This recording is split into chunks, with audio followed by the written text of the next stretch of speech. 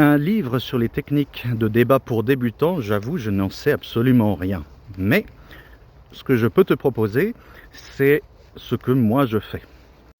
La vidéo risque d'être un peu longue, donc je vais me concentrer sur ce qui me semble les plus intéressants pour un débutant au tout début, avant de rentrer dans du détail plus complexe.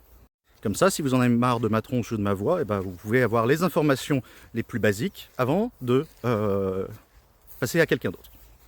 Premièrement, lorsque tu débats, tout va dépendre de avec qui tu débats. Est-ce que c'est simplement une discussion avec quelqu'un qui est convaincu et passionné, ou bien est-ce que c'est quelqu'un qui a une formation et qui sait débattre parce qu'il y passe énormément de temps et on lui a appris comment faire. La raison pour laquelle j'aime bien le format des live TikTok lorsqu'on parle de sujets complexes, c'est que justement on va se retrouver non pas face à des débatteurs professionnels, en tout cas pas tout le temps, mais avec des gens avec lesquels on peut avoir une véritable discussion. Dans ce cas-là, le débat est alors une véritable discussion pour essayer de trouver peut-être, si on le peut, des points d'accord avec l'autre personne. En revanche, si tu te retrouves face à quelqu'un qui est un débatteur professionnel et qui passe beaucoup de temps à débattre, alors là, le sujet du débat n'est plus la discussion entre lui et toi. La cible de la discussion, c'est entièrement ceux qui écoutent.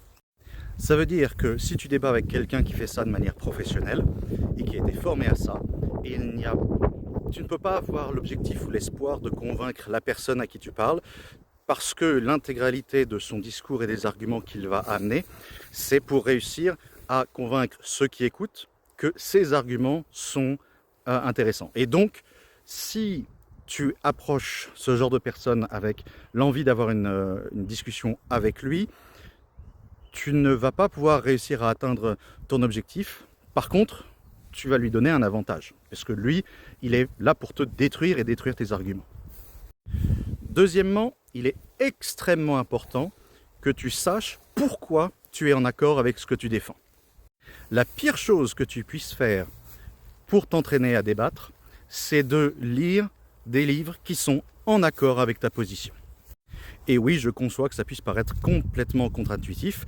On va avoir l'impression que plus je vais en savoir sur mes arguments et sur ce que des auteurs ou des penseurs qui sont venus avant moi et qui ont les mêmes positions que moi, plus je vais les connaître, meilleur je serai à débattre. Le problème, c'est que dans ce cas-là, ce que tu vas faire, c'est que tu vas renforcer tes biais cognitifs en faveur de la position que tu as.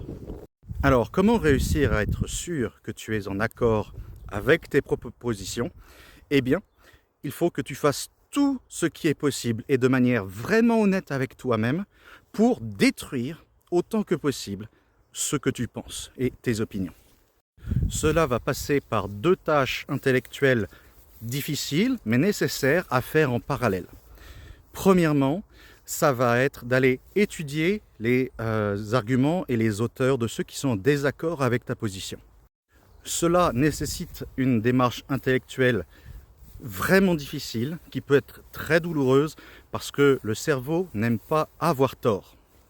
Mais il faut véritablement prendre le temps d'aller de manière vraiment honnête, aller écouter et lire les grands auteurs, les grandes philosophies, ou simplement les arguments qui sont apportés par l'opposition, pour réellement réussir à la comprendre. Et chaque fois qu'on se dit oui mais ça c'est pas logique, ça veut dire qu'il faut qu'on creuse plus, parce que des philosophies où à un moment donné vraiment il n'y a pas de logique, où il y a un truc qui va être vraiment illogique, ça peut arriver, c'est le cas avec la croyance, mais dans l'immense majorité des positions philosophiques, ça n'est pas le cas.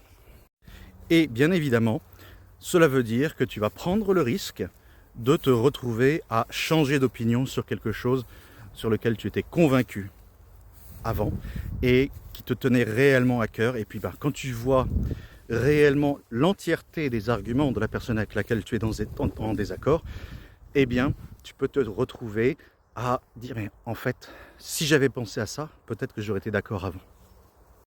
En parallèle de ça, donc, ce qu'il faut que tu fasses, c'est que tu ailles te renseigner sur ce que sont les différents types d'arguments fallacieux. Et ensuite, appliquer cette méthode de critique logique à tes propres convictions et à ce que tu t'es déjà retrouvé dans le passé à dire.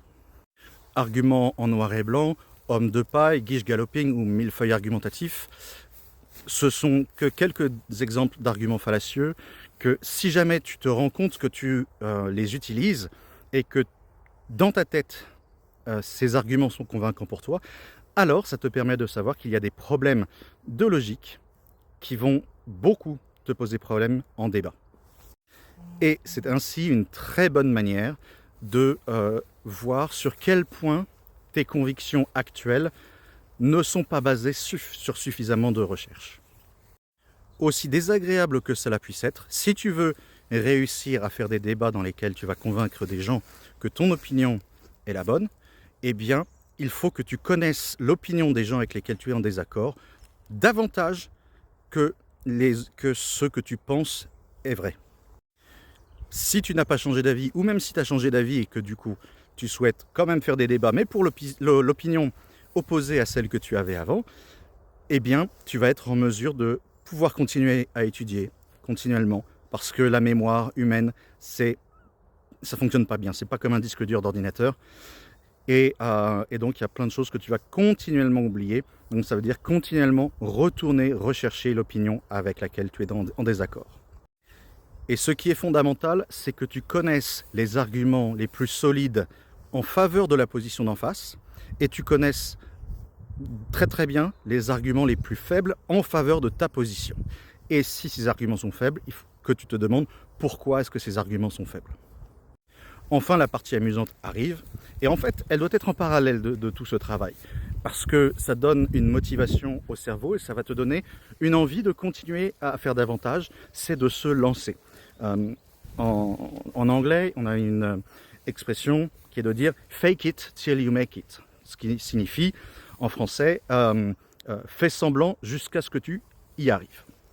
Ça va te permettre d'apprendre beaucoup de choses sur toi et sur les arguments qu'on t'apporte. Ça va t'aider à réfléchir davantage à ce qui n'est pas complètement clair par rapport à tes convictions et mettre en avant les problèmes de logique que nous avons tous. Voilà pour le plus lourd du travail à faire lorsque l'on veut débattre. Quelques petits derniers conseils. Toujours aller dans la définition précise des termes pour être sûr que lorsqu'on utilise un terme, on parle de la même chose avec la personne avec laquelle on débat ou on discute. Un très très très grand nombre des désaccords entre les êtres humains vient d'un usage différent, même parfois si c'est juste légèrement, mais différent du même terme.